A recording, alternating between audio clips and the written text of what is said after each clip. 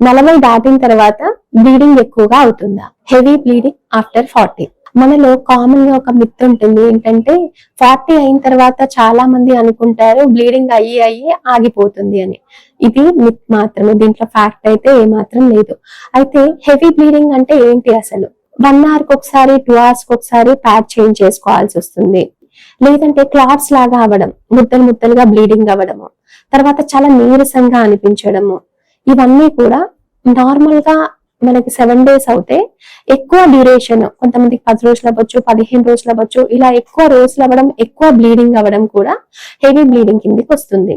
అయితే దీనికి ఏ కారణాలు ఉంటాయి? కొన్నిసార్లు హార్మోనల్ ఇంబ్యాలెన్స్ అవ్వచ్చు, యూట్రస్ లో గడ్డలు రావచ్చు, వీటిని ఫైబ్రాయిడ్స్ అంటాం. కొన్నిసార్లు గర్భసంచి వాపు రావచ్చు, అడినోమయోసిస్ అంటాం. ఇంకా గర్భసంచికి సంబంధించిన డిజార్డర్స్, ఎండోమెట్రియోసిస్ లాంటివి ఉండొచ్చు.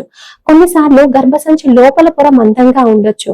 ఇవి క్యాన్సర్ వచ్చే ముందు స్టేజ్లు కూడా అయి ఉండొచ్చు. దీన్ని ఎండోమెట్రియల్ హైపర్ప్లేషియా అంటాం. మీరు ఇలాంటి ప్రాబ్లమ్స్ ఉన్నప్పుడు మీరు మీ కన్సల్టెంట్ ని సంప్రదించి చిన్న బ్లడ్ టెస్ట్లు, హార్మోన్స్ కి సంబంధించిన టెస్ట్లు, ఇంకా అల్ట్రాసౌండ్, ఇంటర్నల్ ఎగ్జామినేషన్, ఇంకా గర్భసంచి లోపల పొర ఎలా ఉంది అని తెలుసుకోవడం ఇంపార్టెంట్.